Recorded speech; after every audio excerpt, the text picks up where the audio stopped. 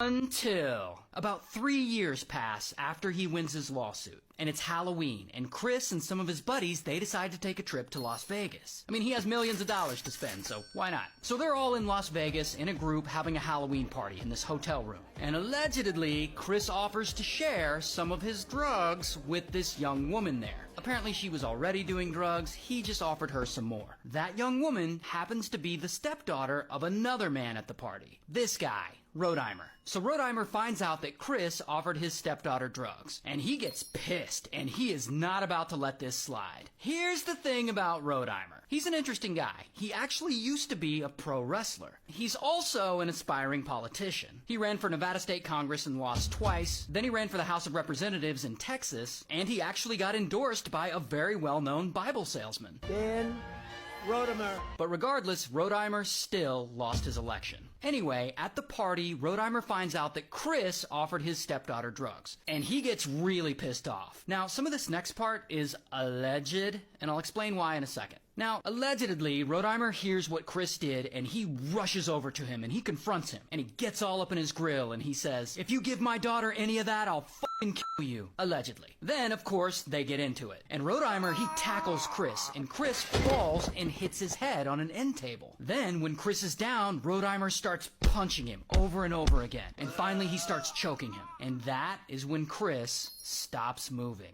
And at some point, someone calls 911 and Chris is rushed to the hospital. And there, he fights for his life, but ultimately, after a few days, he passes away. He had only been out of prison for about 6 years. So police investigate and they put out a warrant for Rodheimer's arrest. And the next day, he turns himself in. Here's his mugshot. And the trial over this is still ongoing, which is why I said allegedly when I was talking about the fight. Either way, that's a sad one.